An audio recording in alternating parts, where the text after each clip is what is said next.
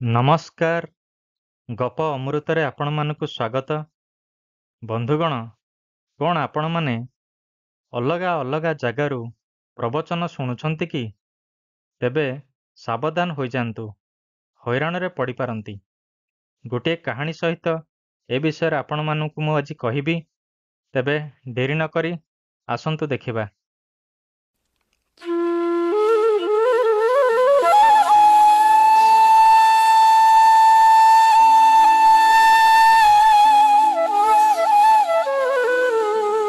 ଗୋଟିଏ ଦେଶରେ ସୁବାହୁ ନାମକ ଜଣେ ରାଜା ରାଜୁତି କରୁଥିଲେ। ସେ ଜଣେ ପ୍ରଜାବତ୍ସଳ ରାଜା ଥିଲେ। ରାଜ୍ୟରେ ସୁଶାସନ ଚାଲିଥାଏ। କିନ୍ତୁ ହଠାତ୍ ଧୀରେ ଧୀରେ ରାଜ୍ୟରେ ଅନେକ ଗୁଡ଼ିଏ ସମସ୍ୟା ଉପୁଜିବାକୁ ଲାଗିଲା।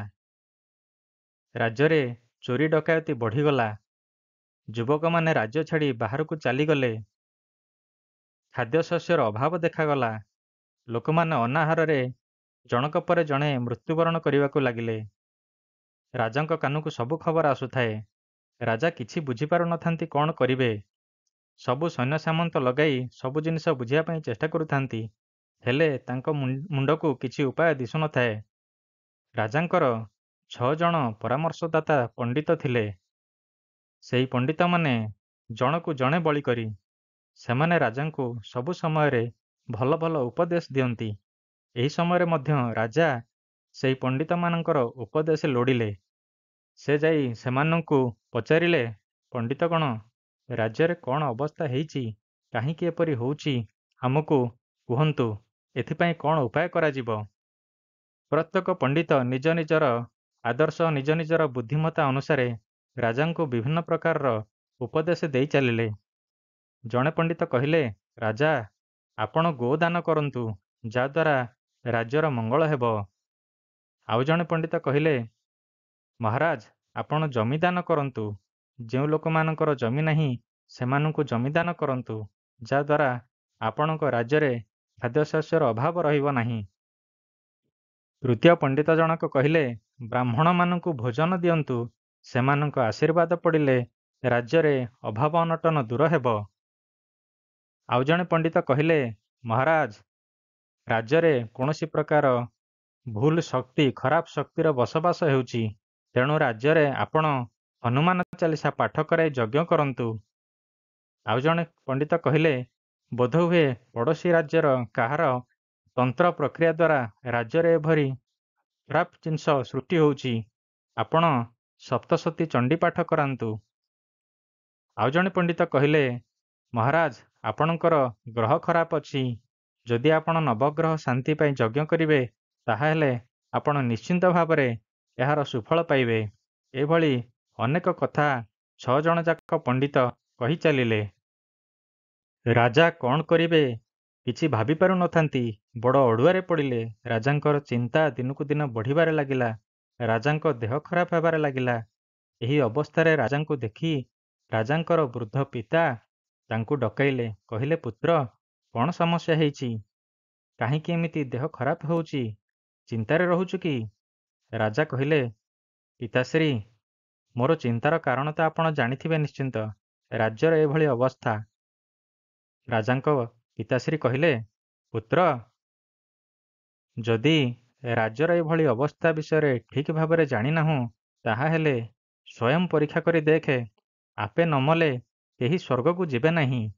ପଣ୍ଡିତମାନଙ୍କର ବିଭିନ୍ନ ପ୍ରକାର ପରାମର୍ଶ ତତେ ଅଡ଼ୁଆରେ ପକାଉଛି, ଦ୍ୱନ୍ଦ୍ୱରେ ପକାଉଛି। ସବୁଗୁଡ଼ାକ ଉପଦେଶ ଏକାବେଳେ ମାନିପାରିବୁ ନାହିଁ। ତେଣୁ ଗୋଟାଏ କାମ କର, ନିଜେ ଯାଇ ଦେଖ ରାଜ୍ୟରେ କ'ଣ ହେଉଛି। ଏହାପରେ ରାଜା ନିଜେ ଛଦ୍ମ ବେଶ ଧରି ବାହାରି ପଡ଼ିଲେ ରାଜ୍ୟ ଦେଖିବା ପାଇଁ। ଗଳି ଗଳି, ଗାଁ ଗଣ୍ଡା, ସହର ସବୁ ଜାଗାରେ ଲୁଚି କରି ଛଦ୍ମବେଶରେ ରହି ରାଜା ଦେଖିଲେ ଯେ ବାହାର ରାଜ୍ୟର ଅନେକ ଗୁଡ଼ିଏ ଯୁବକ ରାଜ୍ୟ ଭିତରକୁ ପ୍ରବେଶ କରି ରାଜ୍ୟରେ ଥିବା ଯୁବକମାନଙ୍କୁ, ପ୍ରଜାମାନଙ୍କୁ ଭୁଲ ବାଟରେ ନେଉଛନ୍ତି। ନିଜ ରାଜ୍ୟ ବିଷୟରେ, ନିଜ ରାଜ୍ୟ ବିରୋଧରେ ବିଭିନ୍ନ କଥା ଶିଖାଉଛନ୍ତି। ସେମାନଙ୍କୁ ଭୁଲ କାମରେ ଲଗାଉଛନ୍ତି। ନିଶା ଦ୍ରବ୍ୟର ବେପାର କରୁଛନ୍ତି। ଏହାର ବଶବର୍ତ୍ତୀ ହୋଇ ଅନେକ ଗୁଡ଼ିଏ ପ୍ରଜା ଏବଂ ଯୁବଗୋଷ୍ଠୀ ଚାଷବାସ ଛାଡ଼ି ଦେଉଛନ୍ତି। ବାହାର ରାଜ୍ୟକୁ ବ୍ୟାପାର କରିବା ଉଦ୍ଦେଶ୍ୟରେ ଯାଉଛନ୍ତି ଏବଂ ନିଶାଗ୍ରସ୍ତ ହୋଇ ବିଭିନ୍ନ ପ୍ରକାର କୁକର୍ମ, ଚୋରି, ଡକାୟତି ଇତ୍ୟାଦି କରୁଛନ୍ତି।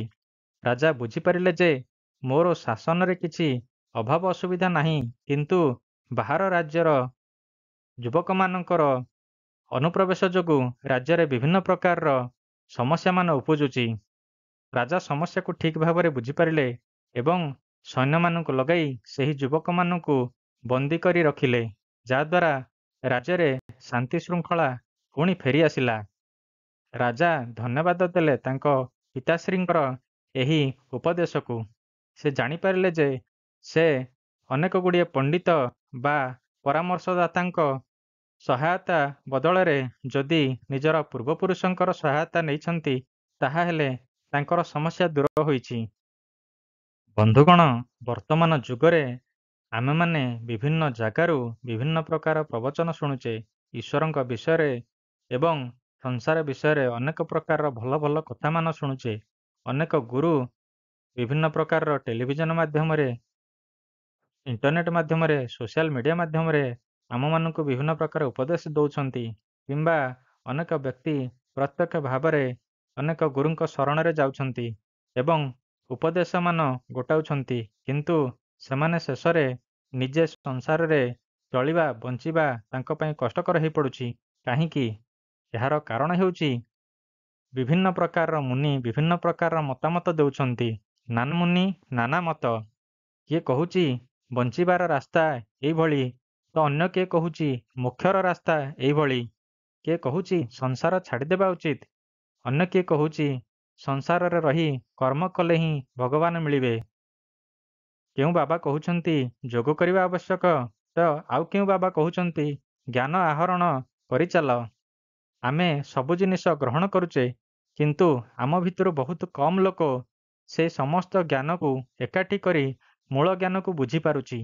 ଆଉ ବଳକା ଲୋକ ମୂଳ ଜ୍ଞାନକୁ ବୁଝି ନପାରି ଇଆଡ଼େ ସିଆଡ଼େ ବାଟବଣା ହେଉଛନ୍ତି। ଆମର ସମସ୍ତ ସମସ୍ୟାର ସମାଧାନ କୌଣସି ବାବା ବା କୌଣସି ଗୁରୁଙ୍କ ପାଖରେ ନଥାଏ। ସମସ୍ୟାର ସମାଧାନ ଆମ ଭିତରେ, ଆମ ଘରେ, ଆମ ଗହଣରେ ଥାଏ।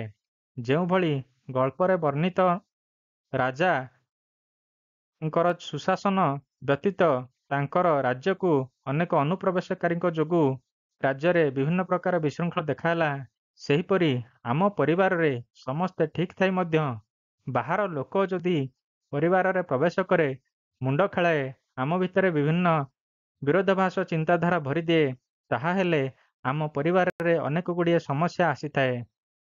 ଏହାର ସମାଧାନ କୌଣସି ଗୁରୁ ବା କୌଣସି ବାବା କରିପାରିବେ ନାହିଁ। ରାଜା ଯେଉଁଭଳି ନିଜେ ଛଦ୍ମବେଶରେ ରାଜ୍ୟରେ ବୁଲି ବୁଲି ସମସ୍ୟାକୁ ଦେଖିଲେ, ସେହିଭଳି ଆମକୁ ଆମ ପରିବାର ଭିତରେ ଅନୁସନ୍ଧାନ କରିବାକୁ ପଡ଼ିବ ଯେ କେଉଁଭଳି ସମସ୍ୟା ଅଛି ଓ ଏହାର ସମାଧାନ କ'ଣ। ନିଜେ ହିଁ ପରିଶ୍ରମ କରି ସବୁ ଜିନିଷ ଖୋଜିବାକୁ ପଡ଼ିବ। ଗଳ୍ପଟି ଭଲ ଲାଗିଥିଲେ ଭିଡ଼ିଓଟିକୁ ଲାଇକ୍ଟିଏ ନିଶ୍ଚୟ କରିବେ।